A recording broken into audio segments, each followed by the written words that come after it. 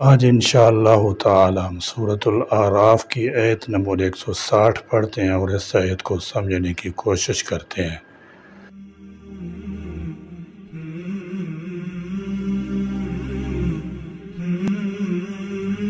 اعوذ باللہ من الشیطان الرجیم، بسم اللہ الرحمن الرحیم۔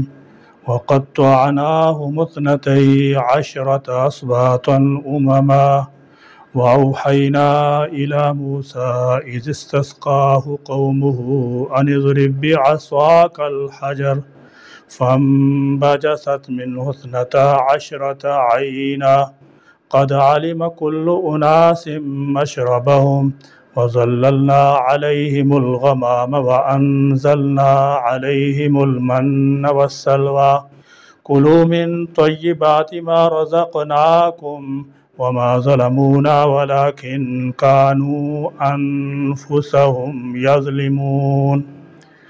وَقَطَّعْنَاهُمْ اور الگ الگ کر دیا ہم نے انہیں اثنتئی عشرۃ 12 اسباطً قبیلوں میں امماً جماعتیں بنا کر۔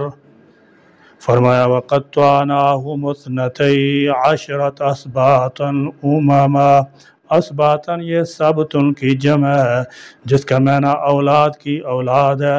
حضرت یعقوب علیہ السلام کے 12 بیٹوں سے 12 قبائل وجود میں آئے۔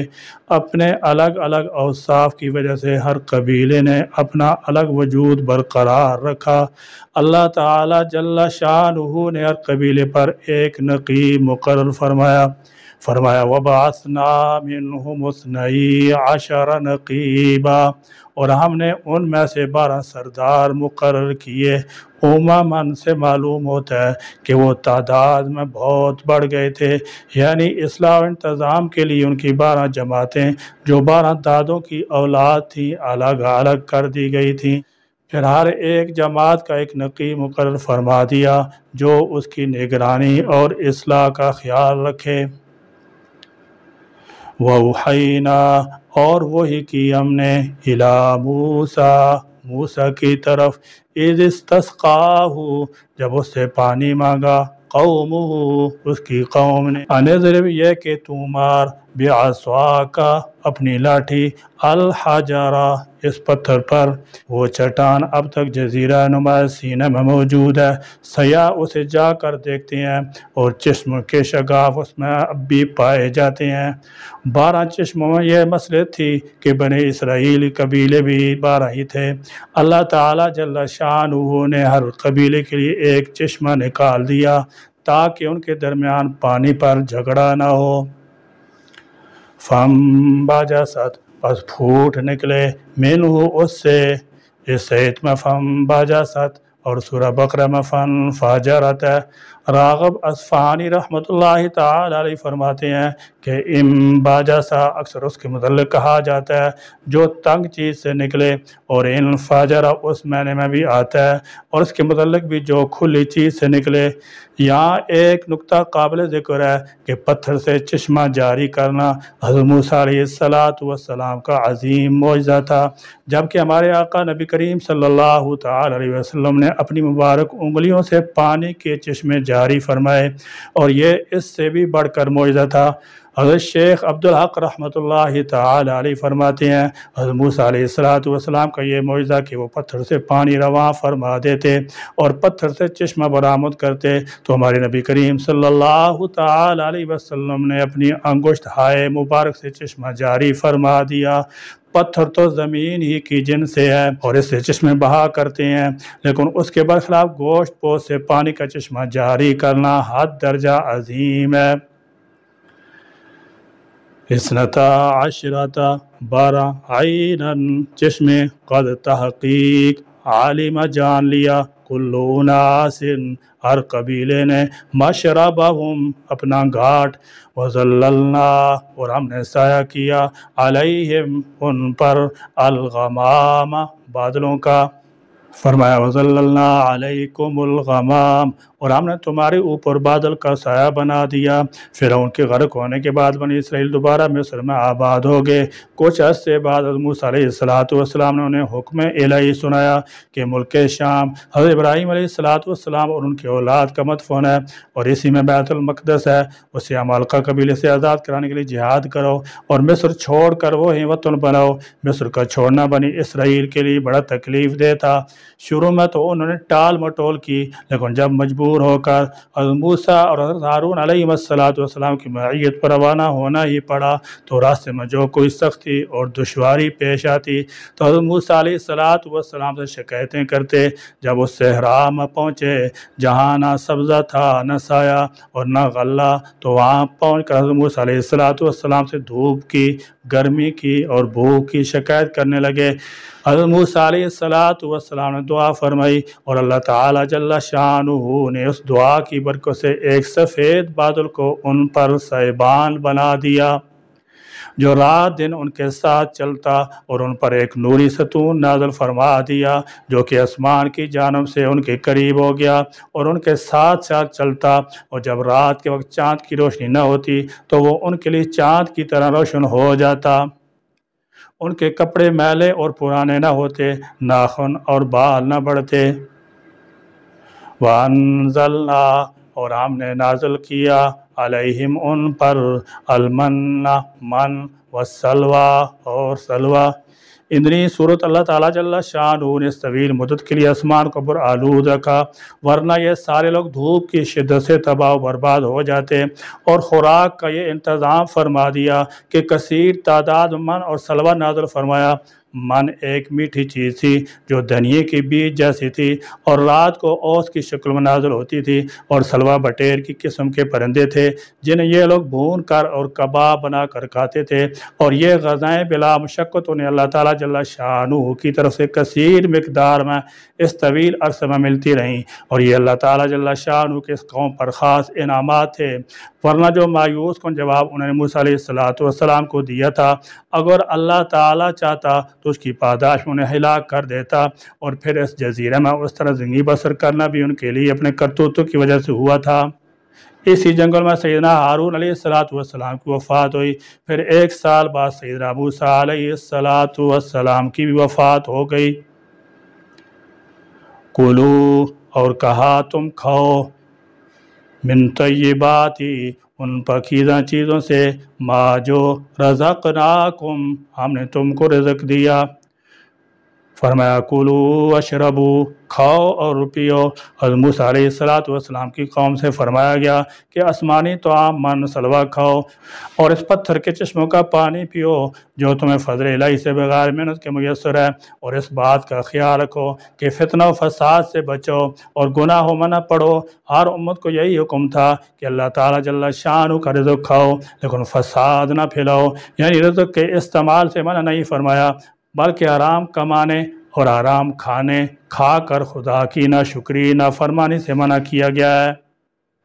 وما اور نہیں ظالمونا ظلم کیا انہوں نے ہم پر، ولیکن اور لیکن کانو تھے وہ انفسہم اپنی ہی جانوں پر یظلمون ظلم کرتے۔ قط علا کے لفظ مفسرین کرام یہ بھی مراد لیتے ہیں کہ اللہ تعالیٰ جل شانہ نے بنی اسرائیل کو ٹکڑے ٹکڑے کر دیا۔ یہ لوگ تخریبی کروائیاں کرتے تھے، نافرمان تھے، ان میں بہت سی خرابیاں پیدا ہو چکی تھیں جس کی وجہ سے یہ قوم مغضوب علیہ ٹھہری۔ اس مسلط کے تحت اللہ تعالیٰ جل شانہ نے ان کی اجتماعیت کو ختم کر دیا اور پوری دنیا میں کہیں بھی انہیں چین کی زندگی نصیب نہ ہو سکی۔ گزشتہ 2-2.5 ہزار سال کی تاریخ شاہد ہے کہ یہودیوں کو کہیں بھی تسلط حاصل نہیں ہو سکا، یہ ہمیشہ پراگندہ حال ہی رہے۔ ان کے کچھ افراد کسی ملک میں اور کچھ کسی ملک میں غلامانہ زندگی بسر کرنے پر مجبور رہے ہیں، کبھی کسی طاقت کا تختہ مشق بنے اور کبھی کسی ملک نے ان کی سرکوبی کی۔ جب حضور نبی کریم صلی اللہ تعالی علیہ وسلم کا دور آیا تو انہوں نے اسلام کے خلاف ریشہ دوانیاں شروع کر دیں، چنانچہ مسلمانوں کی طرف سے بھی شدید رد عمل کا سامنا کرنا پڑا، حتیٰ کہ ملک بدر کر دیے گئے، اور یہ لوگ اپنی فطری شرارت پسندی کی وجہ سے در بدر کی ٹھوکریں کھاتے رہے۔ اور بعض دوسری صورتوں میں بھی اشارات ملتے ہیں کہ یہ لوگ قیامت تک کا سزا کا مزہ چکھتے رہیں گے۔ मौजूदा ज़माने में बेजार यहूदियों को एक ठिकाना मुयसर आ गया है और ये इसराइल नामी सल्तनत कायम करके इस छोटे से खत्े मुजतमे हो गए हैं। हकीकत ये है कि इस खत्ता अर्दी में भी इसराइल की अपनी कोई हैसियत नहीं है, बल्कि ये महज एक धोखा है। बड़ी ताकतों ने इसे अपना फ़ौजी अड्डा बना रखा है जिसे अपनी मसलहत के तहत इस्तेमाल कर रही हैं। बरतानिया बरसगीर पर काबिज था, इन्हें नहर सवेज के ज़रिए आमद व रफ्त की ज़रूरत थी, चुनांचे उन्होंने इस नहर पर तसल्लुत हासिल करने के लिए इसराइल का अड्डा मजबूत किया। उनके साथ रूस और फ्रांस भी शामिल हो गए। बाद में जब अंग्रेज़ कमज़ोर हो गए तो अमेरिका ने इन तीनों ताकतों को बेदखल करके इसराइल पर ख़ुद तसल्लुत जमा लिया। अब इसराइल की मुकम्मल पुष्ट बनाई अमेरिका के ज़िम्मे है। अगर ये चारों ताकतें इसराइल से अपना साया उठा लें तो ये 2 दिन भी कायम नहीं रह सकती। हकीकत में यह इसराइल की अपनी सल्तनत नहीं बल्कि बड़ी ताकतों का अड्डा है जिससे अपने मखसूस मफादात के लिए इस्तेमाल किया जा रहा है। लोग कहते हैं कि कुरान पाक और मुसलमान कौम का यह दावा गलत साबित हो गया है कि दुनिया में यहूदी सल्तनत कभी कायम नहीं होगी। ऐसे लोग धोखे में हैं। इसराइल हरगिज़ यहूदियों की सल्तनत नहीं बल्कि अमेरिका, रूस, बरतानिया और फ्रांस की हुकूमत है। लिहाजा इस सल्तनत के क़याम से कुरान पाक का यह दावा गलत साबित नहीं होता कि यहूदी क़यामत तक सज़ा में मुब्तला रहेंगे। कुरान पाक का तो ये दावा है कि यहूदियों पर हमेशा ज़िल्लत मुसल्लत रहेगी। अलबत्ता इस ज़िल्लत से अगर उन्हें कभी अफाका होगा तो 2 वजह से, इल्ला बिहब्लिम मिनल्लाहि व हब्लिम मिनन्नास, या तो अल्लाह ताला की रस्सी को पकड़ लें यानी कुरान पाक पर ईमान ले आएँ, या फिर लोगों की रस्सी पकड़ लें और इनके ज़ेर साया और पुष्ट पलाई में रहकर ज़िल्लत और रसवाई से कदरे बाहर निकल सकते हैं। आजकल ये अमरीकी साए में उन्होंने अमेरिका की रस्सी को पकड़ रखा है और एक छोटे से इलाके में अपनी इज्तमाइयत कायम किए बैठे हैं। जो नहीं अमेरिका की सरपरस्ती ढीली पड़ेगी ये लोग फिर इसी ज़िल्लत मस्कनत का शिकार हो जाएंगे। बनी इसराइल की इज्तमाइयत का एक बातनी वजह यह है, वो ये कि कुर्ब क़यामत तक उनका इकट्ठा होना भी ज़रूरी है। जब हज़रत मसीह अलैहिस्सलाम का नुज़ूल होगा तो ईसाई लोग तो आप पर ईमान लाकर उम्मत मुहम्मदिया का हिस्सा बन जाएंगे, मगर यहूदी अपने अनात पर कायम रहते हुए दज्जाल के पीछे चलेंगे। दज्जाल के साथ मुकाबला के वक्त यहूदियों को चुन चुन कर ख़त्म कर दिया जाएगा। हत्ता कि हदीस शरीफ में आता है कि कोई दरख्त और कोई पत्थर भी किसी यहूदी को पनाह देने के लिए तैयार नहीं होगा। पत्थर और दरख्त बोल कर कहेंगे कि मुसलमान ये देखो मेरे पीछे यहूदी छुपा हुआ है, फिर इसे तहते कर दिया जाएगा। तल अवीव से 36 मील दूर लुत्फ का हवाई अड्डा वही जगह है जिसके मतलब हुज़ूर करीम सल्लल्लाहु अलैहि वसल्लम इरशाद मुबारक है कि इस जगह मसीह अलैहिस्सलाम के हाथों दज्जाल कत्ल होगा। लिहाजा क़ुर्ब क़यामत में यहूदियों का एक जगह इकट्ठा होना तकवीनी तौर पर भी ज़रूरी है और ये अल्लाह ताला की हिकमत खासा है। दुनिया में इज्तमाइयत को बड़ी अहमियत हासिल है। जो कौमें मुत्तहिद व मुत्तफ़िक़ रहती हैं तरक्की की मनाज़िल तय करती हैं और कोई उनकी तरफ नज़र बद से नहीं देख सकता। बरखिलाफ़ इसके जो कौमें इंतशार का शिकार होती हैं वो दूसरों की मगलूब मकहूर होकर रह जाती हैं। इस वक्त दुनिया में जहाँ कई मुसलमान अक़लियत परगंदगी की हालत में सख्त तकालीफ उठा रहे हैं और गैर मुस्लिम अक़वाम मुसलमानों के ख़िलाफ़ हमेशा तकसीम करो और हुकूमत करो का हथियार इस्तेमाल करती रही हैं और अब भी कर रही हैं। बहरहाल अल्लाह ताला जल्ला शाअनहू ने फरमाया, हमने बनी इसराइल को 12 कबीलों में टुकड़े टुकड़े कर दिया। इब्तदा में तो ये तंजीमी तकसीम थी, लेकिन बाद में इनकी शरारत पसंदी की वजह से उनको तकसीम कर देना ही बेहतर था ताकि ये इकट्ठे होकर किसी बड़ी मुसीबत का पेश खैमा ना बन जाएं। या अल्लाह हमें वो दिलो दिमाग अता फरमा दें कि हम इन कुरानी नसाइख से इबरत हासिल करने वाले हों और हम अल्लाह के रसूल पाक के अहकामात को दिलो जान से मानने वाले और इन पर यकीन रखने वाले हों। काफरों और मग़ज़ूब कौम की इस खसलत से कि वो अपनी नबी की नसीहतों का कोई असर न लेते थे, अल्लाह ताला हमको और तमाम उम्मत मुस्लिमा को महफूज फरमाएँ और हमको हर तरह की नाफरमानी से बचाएँ। अल्लाह तबारक व तआला हमें कुरान करीम समझने और इस पर अमल करने की तौफ़ीक़ अता फरमाएँ। आमीन या रब्बल आलमीन व आखिरु दावाना अनिल हम्दुलिल्लाहि रब्बिल आलमीन।